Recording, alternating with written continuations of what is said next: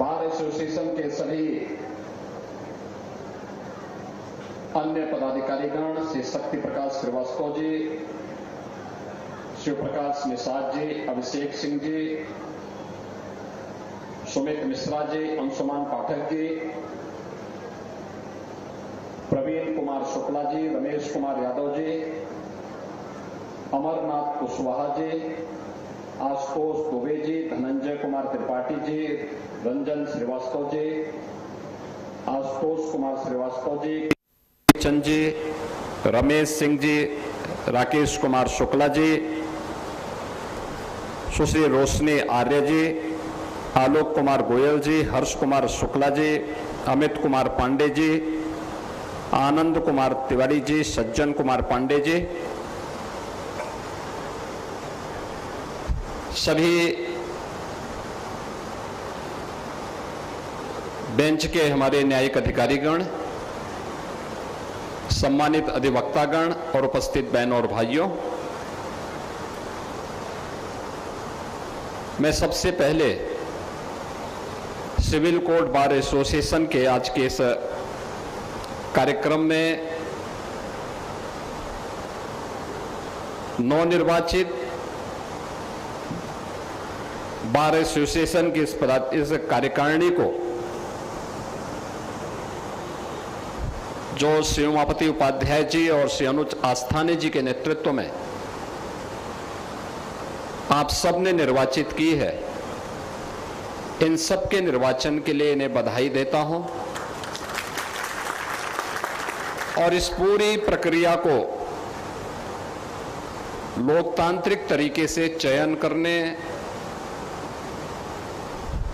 और आज इस कार्यक्रम में अपनी उपस्थिति से इस गरिमामय समारोह को, परिचय समारोह को और भी गरिमापूर्ण तरीके से आप लोगों के द्वारा यहां पर संपन्न किया जा रहा है, इसके लिए मैं आप सबका भी हृदय से अभिनंदन करता हूं।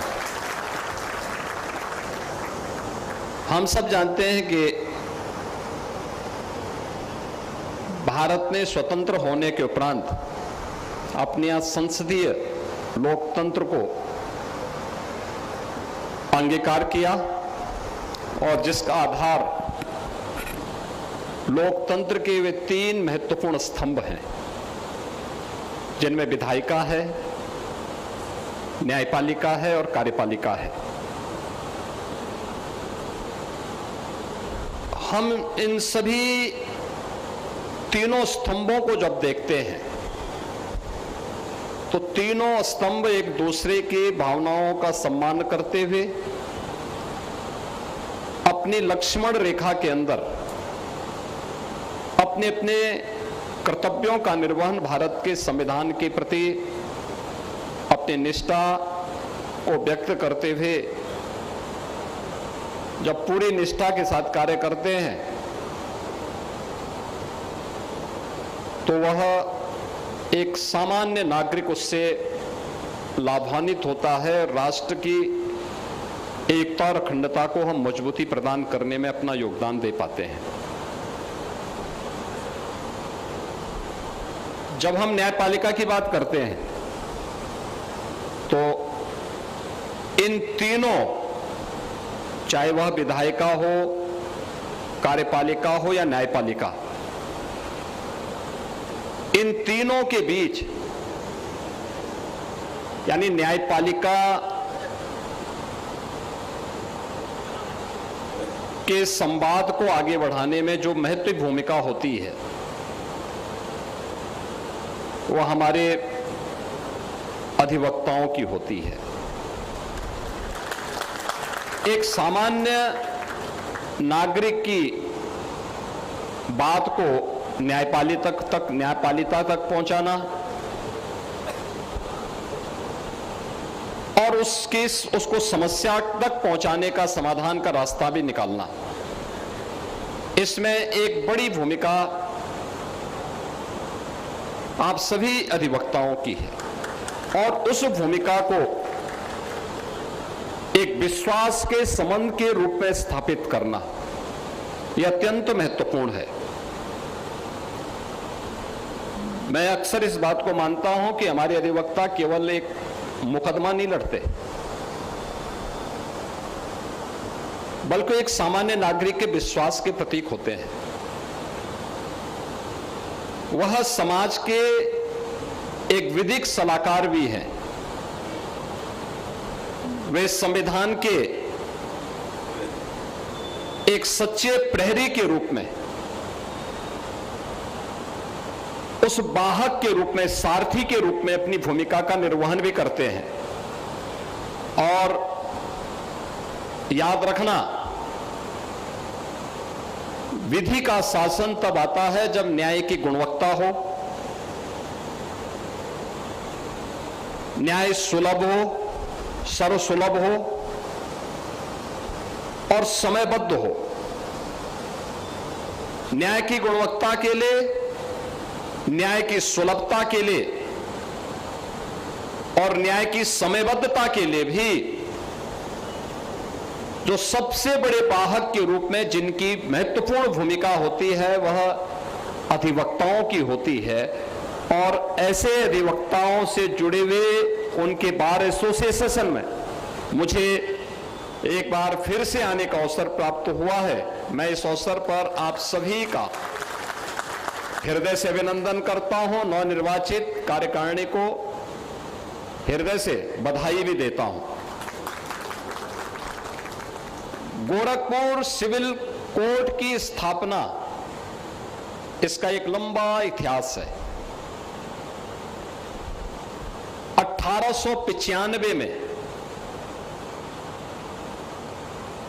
इसकी स्थापना होती है। अब सोचो, पीढ़ी दर पीढ़ी न्याय के लिए, सत्य के लिए, समाज के उन मूल्यों और उन सिद्धांतों की स्थापना के लिए गोरखपुर का यह न्यायालय परिसर पूरी प्रतिबद्धता के साथ लगा हुआ है। याद करिए, देश की आजादी के आंदोलन के दौरान भी गोरखपुर की कचहरी की बड़ी भूमिका थी। उस समय bar association civil court Gorakhpur के अधिवक्ताओं ने एक बड़ी भूमिका का निर्वहन किया और यही कारण है कि बार एसोसिएशन गोरखपुर ने केवल स्वाधीनता आंदोलन ही नहीं, बल्कि स्वाधीनता आंदोलन के बाद भी राजनीति के, समाज जीवन के अलग अलग क्षेत्र में उन्होंने प्रतिनिधित्व भी देकर के समाज को एक नई दिशा देने का काम किया। जब हम यहां के इतिहास के बारे में कहते हैं तो बाबू चारू चंद्र दास जी, जस्टिस इस्माइल, इनका नाम हम सब के सामने बड़े श्रद्धा के साथ, बड़े सम्मान के साथ लिया जाता है। यही के अधिवक्ता पंडित हरीश चंद पति त्रिपाठी जी, प्रमोद चंद कुमार श्रीवास्तव जी माननीय उच्च न्यायालय इलाहाबाद के न्यायमूर्ति के रूप में इन्होंने यहां के बार को सम्मानित किया। एडवोकेट केपी सिंह जी राजनीति के क्षेत्र में उन्होंने आप सबकी बदौलत उत्तर प्रदेश के अपर हाउस का प्रतिनिधित्व किया। दो बार विधान परिषद के सदस्य चुने गए। यानी जिस बार का महत्व इस बात से जोड़ा जाता है कि उसने न्यायमूर्ति दिए, स्वाधीनता संग्राम के अग्रणी सेनानी दिए और उसने एक समृद्ध विरासत अपनी वर्तमान पीढ़ी के लिए छोड़ा हो, उस बार एसोसिएशन के साथ जुड़ना और उस बार के साथ, उस गरिमा के साथ आगे बढ़ना एक हम सब के लिए महत्वपूर्ण उपलब्धि होती है। मित्रों, हम सब इस बात को जानते हैं कि भारत की आजादी के दौरान देश के अधिवक्ताओं की भूमिका कितनी महत्वपूर्ण थी। उस समय देश की आजादी के आंदोलन को नेतृत्व देने वाले जितने भी बड़े नेता थे, राष्ट्रपिता महात्मा गांधी हो, नेताजी सुभाष चंद्र बोस हो, लौह पुरुष सरदार वल्लभ भाई पटेल हो, भारत के संविधान सभा के अध्यक्ष डॉक्टर राजेंद्र प्रसाद जी हो, भारत के संविधान के शिल्पी बाबा साहब डॉक्टर भीमराव अंबेडकर हो, देश के प्रथम प्रधानमंत्री पंडित जवाहरलाल नेहरू हो,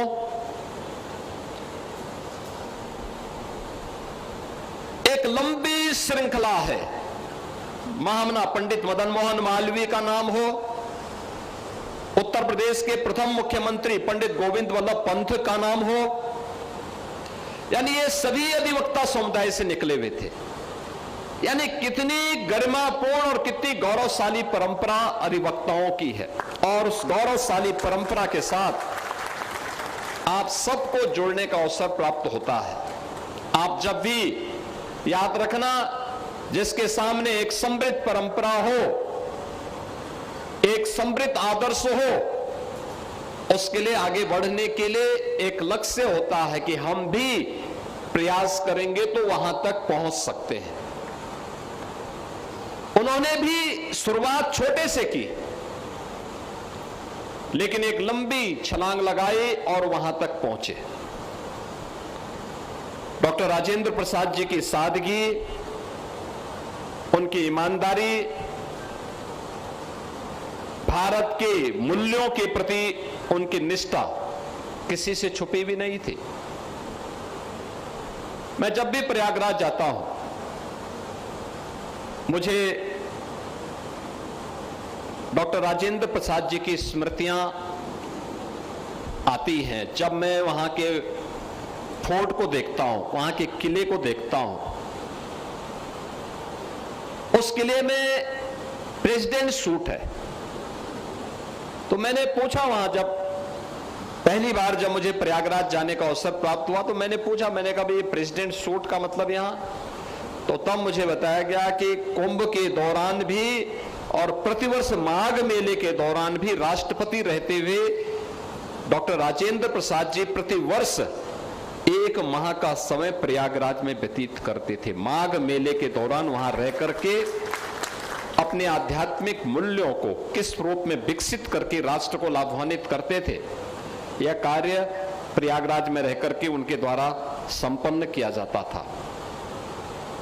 भारत केवल स्वतंत्र 1947 में हमें राजनीतिक स्वतंत्रता नहीं मिली थी, भारत को संपूर्ण स्वतंत्रता प्राप्त हुई थी। भारत के मूल्यों की स्थापना के लिए क्या कुछ प्रयास होने चाहिए।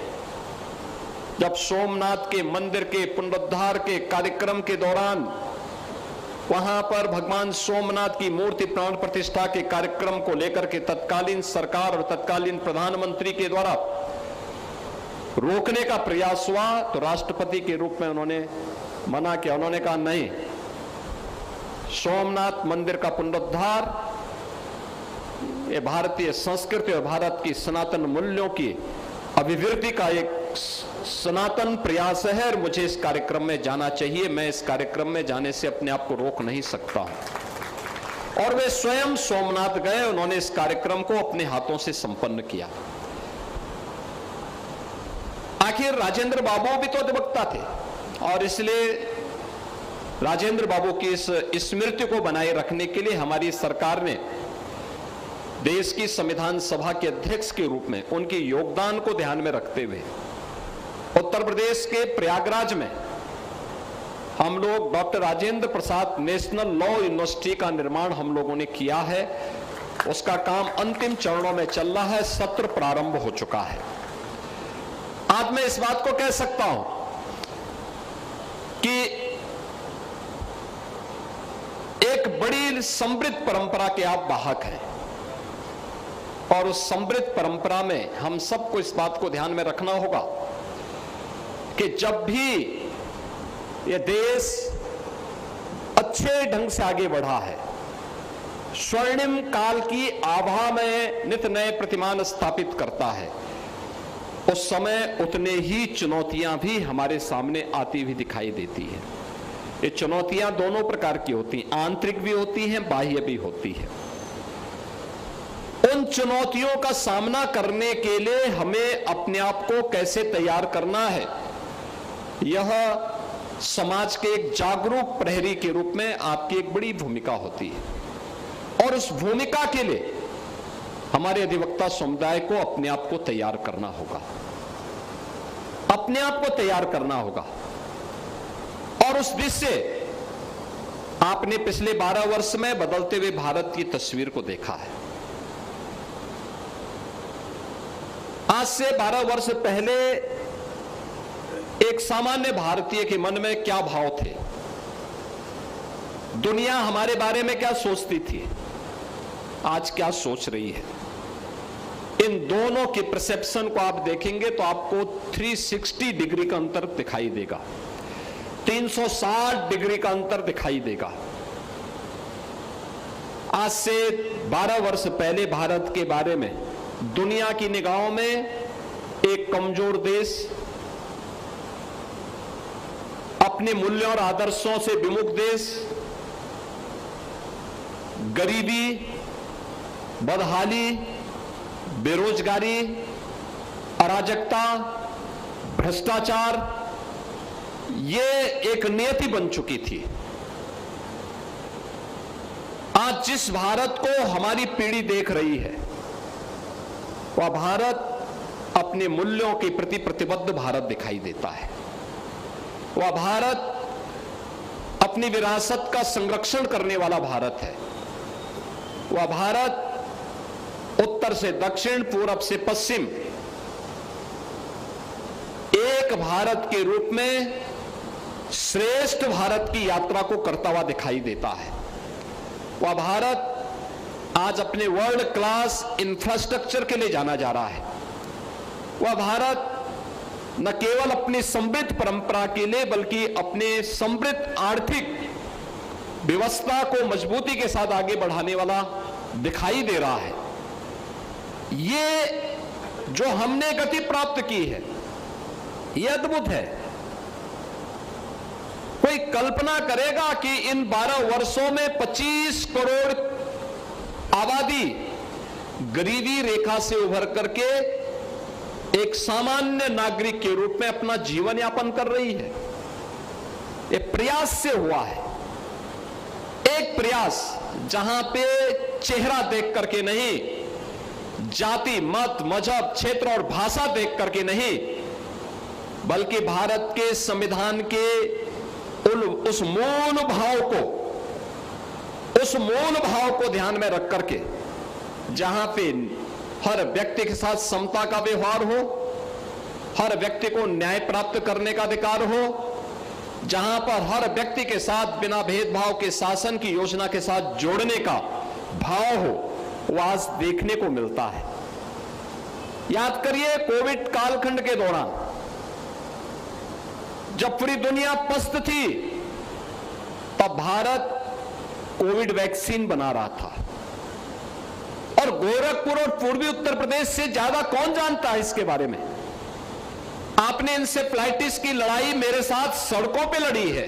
आप में से बहुत सारे अधिवक्ता ऐसे हैं जो मेरे साथ पद यात्रा करते थे, जो मेरे साथ सड़कों पे लड़ते थे, जो मेरे साथ हर स्तर पर आंदोलन में सहभागी बनते थे। सिविल कोर्ट बार एसोसिएशन हमेशा गोरखपुर का अधिवक्ता मेरे साथ।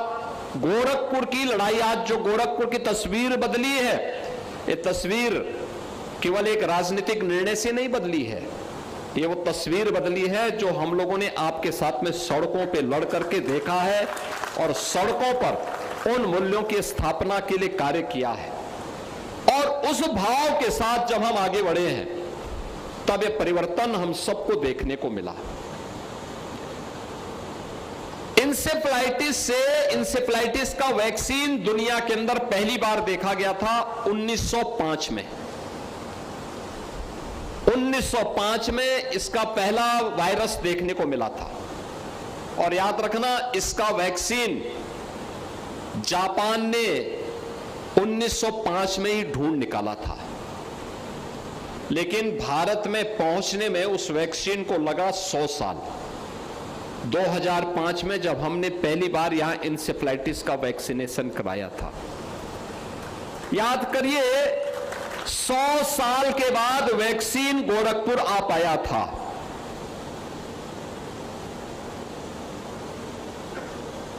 बीमारी 100 साल पुरानी है। दुनिया में वैक्सीन 100 साल पहले बन चुकी थी, लेकिन गोरखपुर आने में उस वैक्सीन को लगे 100 साल। और कोविड के समाधान के लिए प्रधानमंत्री मोदी जी के नेतृत्व में जो अभियान चला, मात्र 9 महीने में हमने भारत के अंदर अपना वैक्सीन बनाया। न केवल भारत की 140 करोड़ लोगों को बचाने का कार्य किया, बल्कि दुनिया के अंदर 100 देशों को भी वैक्सीन की आपूर्ति की। बहुत सारे देश ऐसे थे जो वैक्सीन नहीं खरीद सकते थे, उनको भी वैक्सीन उपलब्ध करवाया।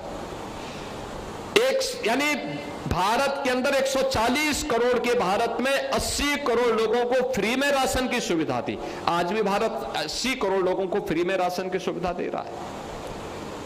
कोई सोचता था भारत के अंदर 50 करोड़ लोगों को आयुष्मान भारत की 5 लाख रुपए की सुविधा हर वर्ष प्राप्त हो पाएगी? जो हमारे अध्यक्ष जी और मंत्री जी यहां पे कह रहे थे, कैशलेस सुविधा, यही कैशलेस की सुविधा है जो भारत के अंदर 50 करोड़ लोगों को फ्री में उपलब्ध करवाने का काम आज यहां पे डबल इंजन की ये सरकार मोदी जी के नेतृत्व में कर रही है। कोई सोचता था, कोई सोच ही नहीं सकता था। 12 करोड़ घरों में एक शौचालय बन गए।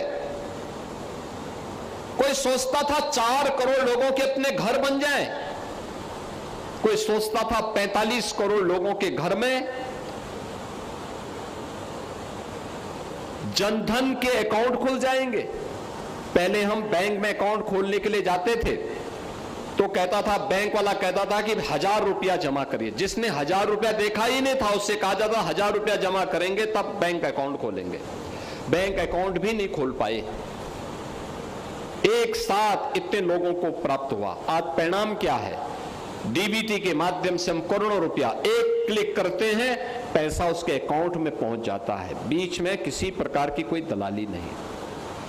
एक गरीब को उसके जीवन में परिवर्तन करने का आधार टेक्नोलॉजी कैसे हो सकती है, ये डीबीटी उसका माध्यम बनी है। रसोई गैस के कनेक्शन के लिए भटकना पड़ता था। 12 करोड़ परिवारों को फ्री में रसोई गैस के कनेक्शन मिले। ये जो परिवर्तन है, इस परिवर्तन ने 25 करोड़ लोगों के जीवन में एक नया सवेरा लाने में सफलता प्राप्त की।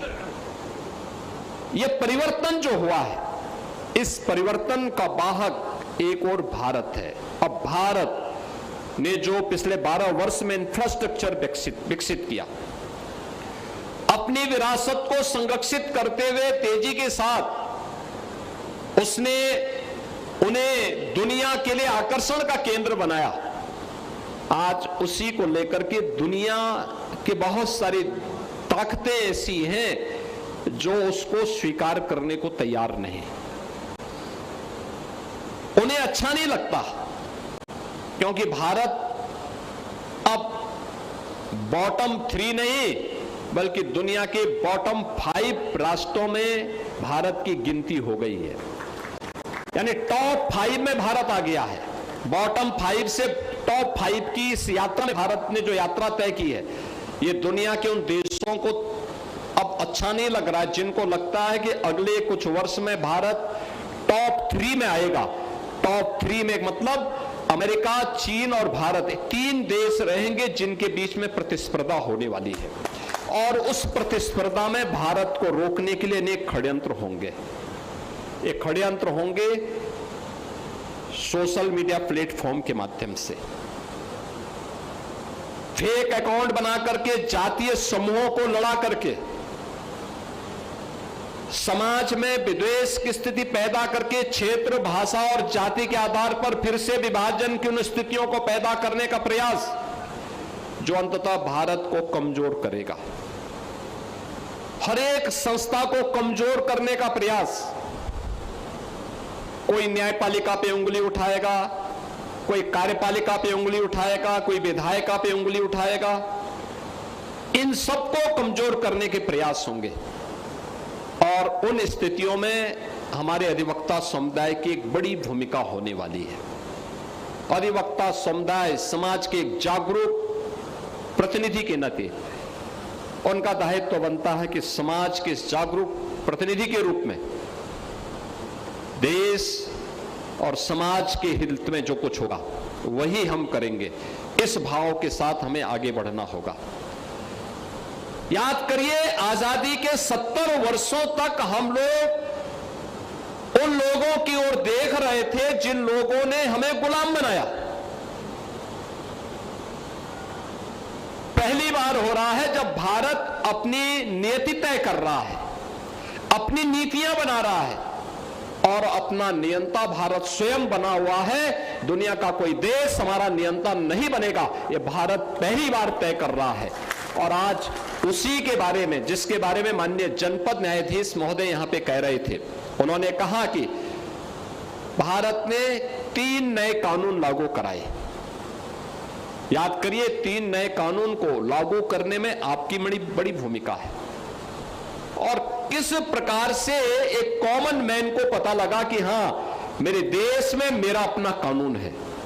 भारत नागरिक सुरक्षा संहिता 2023, भारतीय न्याय संहिता 2023 और भारतीय साक्ष्य अधिनियम 2023, ये तीनों नए कानून आज लागू हो चुके हैं। सफलतापूर्वक इसको लागू किया जा चुका है। लोग न्याय प्राप्त कर रहे हैं। 7 वर्ष से ऊपर की प्रत्येक सजा के लिए फॉरेंसिक एविडेंस आवश्यक है। पहले क्या था? 2017 में उत्तर प्रदेश के अंदर केवल 2 फॉरेंसिक लैब थी। उनमें पेंडेंसी इतनी ज्यादा थी कि कोई भी एविडेंस वहां कलेक्ट करके रखा जाता था, कई वर्ष लगते थे उसके रिजल्ट आने में। तब तक सारे जितने भी सैंपल होते थे वे नष्ट हो चुके होते थे और अपराधी को सजा नहीं मिल पाती थी। आज हम लोगों ने 12 फॉरेंसिक लैब तो स्थापित कर दिए हैं, 6 पे हमारा काम चल रहा है। पहली बार यूपी के अंदर हम लोगों ने स्टेट फॉरेंसिक इंस्टीट्यूट का गठन भी, स्थापना भी लखनऊ में कराया है और हर जिले में 2 फॉरेंसिक वैन हम लोगों ने उपलब्ध करवाई है और इन सब में ट्रेन्ड मैन पावर हमने उपलब्ध करवाया है। यानी जो प्रशिक्षित मानव संसाधन है ये इन सभी में उपलब्ध है। और आज यही कारण है कि जब 3 नए कानून लागू हुए तो उस दौरान हम अपने आप को पूरी तरह तैयार कर चुके थे। आज एक सामान्य नागरिक भी बोल सकता है कि हां, मेरे साथ अन्याय हुआ है तो मैं भी न्याय प्राप्त कर लूंगा और मुझे भी इन सभी मुद्दों पर आगे बढ़ने का पूरा अधिकार है। और उन स्थितियों में आज हम सबका दायित्व बनता है कि जब भारत एक सही दिशा में आगे बढ़ रहा है तो उन सबको हमें प्रभावी ढंग से आगे बढ़ाना, उसमें हमें अपना योगदान देना होगा। आज यूपी के बारे में हर व्यक्ति क्यों अच्छा बोल रहा है? आप देश के अंदर कहीं भी चले जाइए, 17 के पहले ऐसी स्थिति नहीं थी। 17 के पहले ऐसी स्थिति नहीं थी। 17 के पहले यूपी का व्यक्ति कहीं भी यूपी के बाहर जाता था, लोग शक और संदेह की निगाह से देखते थे। कहां से? यूपी से, तो शक की निगाह से देखते थे। यानी वहां अगर आपसे मिलना भी चाहता है तो दूरी बनाता था, 10 कदम दूरी बनाता था। और आज मैं कह सकता हूं, आप देश के अंदर कहीं भी जाएंगे, अपना यूपी का परिचय देंगे तो वह 10 कदम दूर होगा तो 10 कदम आगे चल करके आपसे गले मिलने का जरूर प्रयास करेगा। यह परिवर्तन, और यह परिवर्तन इसलिए हुआ है क्योंकि प्रदेश में कानून का राज हो। इस प्रतिबद्धता को व्यक्त करने के लिए हम लोगों ने पूरी प्रतिबद्धता के साथ उसके लागू किया। आप सोचो ना, जहां पहले कट्टा और बम बनते थे, आज वहां ब्रह्मोस मिसाइल बन रही है। ब्रह्मोस मिसाइल देश को सुरक्षा प्रदान कर रही है। वहां डिफेंस मैन्युफैक्चरिंग कॉरिडोर से भारत की रक्षा आत्मनिर्भरता के लक्ष्य को प्राप्त करने की दिशा में हम आगे बढ़ रहे हैं। जिस राज्य में पहले बेरोजगारी और पलायन जिसके लिए एक चैलेंज था, आज उस राज्य सबसे कम बेरोजगारी दर वाला राज्य है देश के अंदर, सबसे बड़ी आबादी का राज्य, लेकिन बेरोजगारी की दर सबसे कम, क्योंकि उसके लिए उन नए स्रोतों को ढूंढा गया, उस प्रकार का माहौल बनाया गया, उस प्रकार का इंफ्रास्ट्रक्चर तैयार किया गया। आपको यहां से लखनऊ जाने के लिए पहले 5-6 घंटे लगते थे, आज 3.5 घंटे में आप लखनऊ जा सकते हैं। वाराणसी जाने में आपको पहले 4 से 5 घंटे लगते थे, आज 2.5 घंटे में आप वाराणसी जा सकते हैं। पहले एयर कनेक्टिविटी नहीं थी, आज बेहतरीन एयर कनेक्टिविटी है। पहले हर सड़क पे जाम था, आज जाम नहीं है, आज चौड़ी सड़कें हैं। एक नया गोरखपुर उभर करके सामने आया है। पहले रामगढ़ ताल पूरे गोरखपुर सिटी के सीवर और ड्रेनेज का एक गढ़ बन चुका था, आज वहां पर बड़े बड़े लोग अपना आवास खरीद रहे हैं। और मैं देखता हूं शाम के समय तो भारी संख्या में टूरिस्ट वहां रहते हैं, भारी संख्या में रहते हैं। ये जो परिवर्तन हुआ है, ये परिवर्तन इसलिए हुआ है क्योंकि परिवर्तन का वाहक देश है, देश चाहता है, जनता चाहती है, युवा चाहती है, और उस परिवर्तन का आधार बना है। पहले उपद्रव होते थे, कर्फ्यू लगता था, दंगे होते थे, अब उपद्रव नहीं, अब उत्सव है। हर जनपद में उत्सव, हर जनपद में महोत्सव हो रहे हैं, दंगा और कर्फ्यू नहीं है, हर ओर खुशहाली है, हर ओर लोगों के मन में एक नया भाव है। हम लोगों ने अनेक प्रकार से इन कार्यों को आगे बढ़ाने का काम किया, और एक प्रयास केवल एक स्तर पर नहीं हुआ। शासन उसको लागू करने वाला है, लेकिन उसको इंप्लीमेंट करने में समाज के अलग अलग शासन प्रशासन, समुदाय के अलग अलग तबके के लोगों की भूमिका, और सबने जब एक साथ एक स्वर में एक दिशा में चलना प्रारंभ किया, एक दिशा में बोलना प्रारंभ किया, उसका परिणाम हम सबके सामने आया है। और इसीलिए राज्य सरकार भी जब भी वेलफेयर की स्कीम को आगे बढ़ाने की बात आती है, तो हम भी बार बार इन चीजों को कहते हैं कि नहीं, होना चाहिए, जरूर इस कार्य को आगे बढ़ाया जाना चाहिए। और उसी क्रम में हम लोगों ने जो तय किया था, सबसे पहले अधिवक्ता कल्याण निधि की स्थापना के कार्य को आगे बढ़ाते हुए, याद करिए, पहले कल्याण निधि में केवल 1.5 लाख रुपए प्राप्त होते थे। किसी विद्वान अधिवक्ता की दिवंगत होने पर मात्र 1.5 लाख मिलते थे। हमने कहा भी 1.5 लाख बहुत कम राशि है, इस राशि को हमने 5 लाख रुपया किया, 5 लाख रुपया किया। और मुझे बताते हुए प्रसन्नता है कि हम लोगों ने इसके जो कॉर्पस फंड है, इसको हमने 500 करोड़ रुपए का ही कॉर्पस फंड आपका बना दिया है, कि उसी से कोई राज्य सरकार कोई भी रहे, इसके ब्याज से ही सारा पैसा से काम चलेगा। अब तक हम 4000 ऐसे अधिवक्ताओं के परिवारजनों को 200 करोड़ रुपए से अधिक की धनराशि उपलब्ध करवा चुके हैं।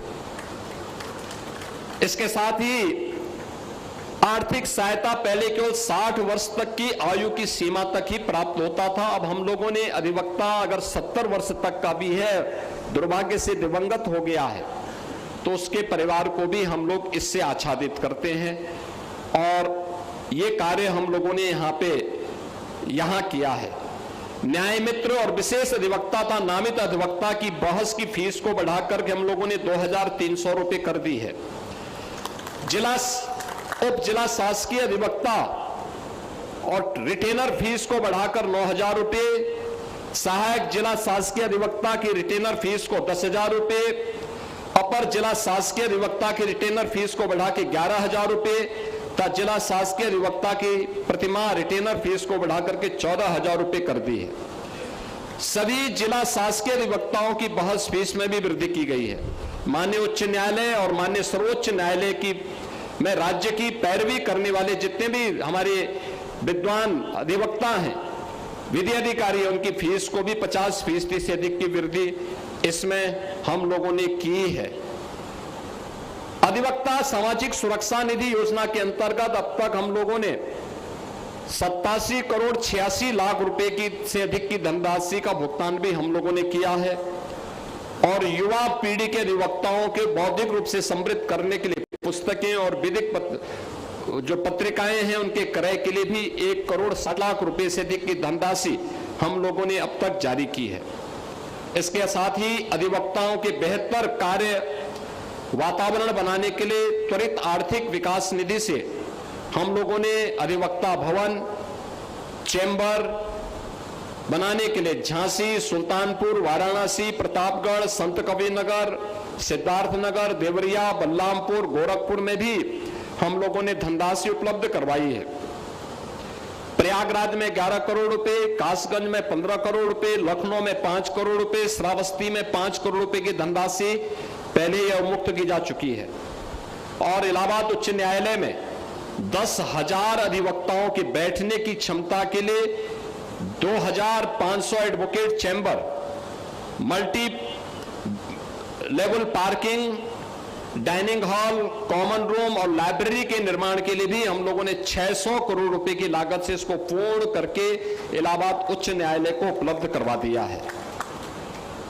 मित्रों, मैं यहां पे गोरखपुर में भी बहुत बार कहा हूं और मैं सत्र से ही बोल रहा था और मैं चाहता था पहले गोरखपुर में लागू हो जाए, लेकिन गोरखपुर में उस प्रकार की परिस्थिति नहीं बनी। लेकिन इंटीग्रेटेड कोर्ट कॉम्प्लेक्स जिसको लेके अक्सर हम देखते हैं, मैं देख रहा था, वो तो आपका जज्बा है और आपका वो है। मैं देख रहा था बहुत तेज धूप थी, तब भी इधर हमारे अधिवक्तागण धूप में खड़े रहे, उनको उसकी बहुत परवाह नहीं थी। यानी मैं देख रहा था कितना क्या जिजीविसा है। बारिश पड़ रही थी तब भी इधर भी और उधर भी अधिवक्ता बारिश से भी भीग रहे थे, लेकिन कार्यक्रम में खड़े थे। यानी प्रकृति के विपरीत परिस्थितियों से भी जूझने का एक भाव। लेकिन हर एक चीज की अपनी एक सीमा होती है, एक समय तक होता है, और अगर वो उसको थोड़ा सुविधा संपन्न कर दिया जाए, उसकी कार्य क्षमता को और बढ़ाया जा सकता है। ये जो भी फैसिलिटी है, ये यहां पर फिजूल खर्ची नहीं है। इस कार्य क्षमता को बढ़ाने की दिशा में कार्य किए जाने के लिए, जैसे न्यायिक अधिकारियों के लिए मैं बहुत था कि डिस्ट्रिक्ट जज या एडिशनल डिस्ट्रिक्ट जज या सीजीएम के चेंबर में एसी नहीं थे। भीषण गर्मी में कैसे दोनों तरफ की गर्मी, एक और तो प्रकृति की गर्मी, दूसरी तरफ अधिवक्ताओं की गर्मी, और उस गर्मी में उनको फैसला देना होता था। हमने कहा भी नहीं, तत्काल पैसा स्वीकृत करो, एसी लगने चाहिए। भाई ये उनकी कार्य क्षमता को बढ़ाने के लिए, और मैं धन्यवाद दूंगा यहाँ के इस अपने माने जनपद न्यायाधीश और यहाँ के सभी न्यायिक अधिकारियों को और आपको भी, कि इन्होंने एक समय सीमा के अंदर 2 लाख में से 1,81,000 मामलों का निस्तारण करके एक नया रिकॉर्ड बनाया है कि यह है न्याय की क्वालिटी। त्वरित न्याय उपलब्ध कराने की दिशा में किए जाने वाले प्रयास का, और उस प्रयास की दिशा में हम लोगों ने 10 जनपदों में, या 2017 के पहले से कई 10 जनपद ऐसे थे जहां कोर्ट बने ही नहीं थे, डिस्ट्रिक्ट कोर्ट ही नहीं बनी थी। मैंने पूछा वे कहां चलते हैं इनके कोर्ट? बगल के जनपद में। अरे भाई न्यायिक अधिकारी कैसे बैठते हैं, अधिवक्ता कहां रहते? कहा भगवान भरोसे। हमने तत्काल 3,000 करोड़ रुपए मैंने एक साथ स्वीकृत किया। मैंने कहा एक साथ बनाना, और याद करना इंटीग्रेटेड कोर्ट कॉम्प्लेक्स बनना चाहिए। एक छत के नीचे सभी न्यायालय बने, जितने ट्रिब्यूनल बनने वे भी उसी छत के नीचे आए, एक जगह सब होने चाहिए। और उस कैंपस में कम से कम 25 से 30 एकड़ क्षेत्रफल में हो। वहीं पे न्यायिक अधिकारियों के आवासीय सुविधा भी हो, स्पोर्ट्स की सुविधा भी हो, कैंटीन भी हो, अधिवक्ताओं के चैम्बर भी बने, और वहां पर पार्किंग की भी पर्याप्त व्यवस्था हो। ये सभी उन सभी 10 जनपदों में कार्य प्रारंभ हो चुका है। और मुझे प्रसन्नता है जब हमने प्रेजेंटेशन देश के मुख्य न्यायाधीश के सामने प्रस्तुत किया, और वे स्वयं चंदौली में इस कार्य का शुभारंभ करने के लिए आए, अभिभूत थे। उन्होंने कहा यह मॉडल बहुत अच्छा है, और मैं पूरे देश के अंदर कहूंगा कि उस समय माननीय मुख्य न्यायाधीश महोदय ने कहा था, मैं पूरे देश के अंदर कहूंगा कि इस प्रकार का मॉडल लागू किया जाना चाहिए, जहां पे इंटीग्रेटेड कोर्ट कॉम्प्लेक्स बनाया जा सके, एक छत के नीचे सभी कोर्ट भी आ सके और अधिवक्ताओं के बेहतरीन चेंबर भी बन सके, उनके लिए कैंटीन बन सके, उनके लिए अन्य जन सुविधाओं का विकास हो सके। टॉयलेट नहीं है, पेयजल की सुविधा नहीं है, ऑडिटोरियम नहीं है, कोई कार्यक्रम करना हो ऑडिटोरियम नहीं है, प्लेग्राउंड न्यायिक अधिकारियों के लिए नहीं है, कोई भी इस प्रकार के वो नहीं। परिणाम क्या होता है? कार्य क्षमता पर इसका असर पड़ता है और उस कार्य क्षमता को आगे बढ़ाने के लिए हम लोगों ने इन सभी कार्यों को जनपद न्यायालयों में हम लोगों ने इस कार्य को आगे यानी 10 जनपदों में इंटीग्रेटेड कोर्ट कॉम्प्लेक्स के कार्य को हमने लागू कर दिया है। जनपदीय न्यायालयों में आधुनिक सुविधाएं जैसे air condition, digital deposition writer की व्यवस्था, ये भी कार्य आगे बढ़ा दिया गया है। और साथ साथ जो मैंने पहले भी बताया कि हम लोगों ने हर रेंज में यानी मंडल स्तर पर फॉरेंसिक लैब की स्थापना भी की है। हर जिले में 2-2 मोबाइल फॉरेंसिक वैन की भी व्यवस्था की है और यूपी स्टेट फॉरेंसिक इंस्टीट्यूट की स्थापना का काम भी हम लोगों ने प्रदेश के अंदर मजबूती के साथ आगे बढ़ाया है। मुझे यह देख करके अच्छा लगा कि एडीआर अल्टरनेटिव डिस्प्यूट रिजोल्यूशन यानी जिसमें लोक अदालत, मीडिएशन, आर्बिट्रेशन के माध्यम से भी त्वरित न्याय सुनिश्चित किया जा रहा है, ये भी हम लोग आज देख रहे हैं। आज राज्य सरकार inter operable criminal justice system ICJS के अंतर्गत ई कोर्ट्स, ई पुलिसिंग, ई प्रोसिक्यूशन, ई फॉरेंसिक, ई प्रिजन की इंटीग्रेटेड प्लेटफॉर्म पर भी इसको जोड़ने की कार्रवाई तेजी के साथ आगे बढ़ रही है, जिसमें न्यायिक और प्रशासनिक प्रक्रियाएं भी बहुत तेजी के साथ आगे बढ़ाने का काम हो रहा है। इन सभी कार्यों को हम मजबूती के साथ आगे बढ़ा रहे हैं और मेरा मानना है अधिवक्ता समुदाय की इसमें एक बड़ी भूमिका होगी। जो बात अभी हमारे नवनिर्वाचित पदाधिकारी यहां पे कह रहे थे, उपाध्याय जी कह रहे थे, उनके पूज्य पिताजी, जब भी हम लोग सहजनवा की तरफ जाते थे तो बेचारे अभिभावक की तरह लिपट पड़ते थे, एक अधिवक्ता के रूप में, एक शिक्षक के रूप में, पुराने शिक्षक, लेकिन भारतीय संस्कृति के प्रति क्या समर्पण का भाव था, देखते हुए बनता था। और आज वे स्वयं यहां इस बार के अध्यक्ष के रूप में यहां पे विराजमान हैं। उन्होंने भी, अनुज अस्थाना जी ने भी, ये सभी लोग यहां पर जो बातें आज कहे हैं अधिवक्ताओं के लिए कैशलेस सुविधा के बारे में, और मैंने पहले भी कहा बार एसोसिएशन और सभी लोग मिलकर के तय करें, हम तो देने को तैयार हैं और अधिवक्ताओं को मिलना चाहिए।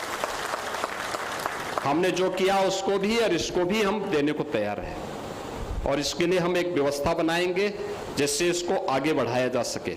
अन्य कुछ बातें उन्होंने और कही हैं, उन कार्यों को भी हम मजबूती के साथ आगे बढ़ाने का काम करेंगे। और मैं आपको आश्वस्त करता हूं, अधिवक्ता समुदाय इस समाज का एक बहुत जागरूक प्रहरी है, दिन रात एक करते हुए आगे बढ़ता है और उस प्रक्रिया को हमें आज भी उस जागरूक प्रहरी के रूप में देश और समाज के सामने आने वाली चुनौतियों का अपनी चुनौती मान करके उसको आगे बढ़ना होगा। हमेशा जागरूक रहना होगा, चौकन्ना रहना होगा। आपके चौकन्नापन से बहुत सारी चीजें अपने आप ही दूसरी होती हुई दिखाई देंगे और उस दिशा से आपकी तैयारी बहुत महत्वपूर्ण होगी। मैं नवनिर्वाचित पदाधिकारियों से इस बारे में कहूंगा कि इनके पास एक समृद्ध विरासत है। याद करिए, लगभग 130 वर्ष की विरासत, कितनी समृद्ध परंपरा। इस समृद्ध परंपरा के वे वाहक हैं और उस समृद्ध परंपरा के वाहक के साथ साथ उनको अधिवक्ताओं के हितों को संरक्षण देने के साथ ही समाज में न्याय के लिए, संविधान के उन उच्च आदर्शों को प्रस्तुत करने के लिए और विधि के शासन की स्थापना करने के लिए एक बेहतरीन प्रयास करना होगा। बेंच और बार के बीच में बेहतरीन संवाद हो और एक सामान्य नागरिक को न्याय समयबद्ध तरीके से सहजता के साथ उपलब्ध हो, इस दिशा में उनके द्वारा किए जाने वाले प्रयास इस बार को एक नई ऊंचाइयां प्रदान करेंगे। मैं आज के इस अवसर पर एक बार फिर से आप सभी को आज के इस बार एसोसिएशन सिविल कोड के परिचय सम्मेलन के अवसर पर एक बार आप सभी विद्वान अधिवक्ताओं का हृदय से अभिनंदन करता हूं और आपको इस बात के लिए आश्वस्त करता हूं कि जो हमारे बार एसोसिएशन के अध्यक्ष और मंत्री जिन्हें जो बात हमारे सामने रखी है, सरकार उसको क्रमबद्ध तरीके से आगे बढ़ाएगी। मेरा अनुमान है कि हम लोग बहुत शीघ्र कैशलेस सुविधा के साथ अधिवक्ता समुदाय के साथ एक बार बैठेंगे, फिर से इसको लागू करेंगे। आप सभी को मैं इस अवसर पर एक बार फिर से अपनी हृदय से बधाई देता हूं, अपनी शुभकामनाएं देता हूं। धन्यवाद। जय हिंद।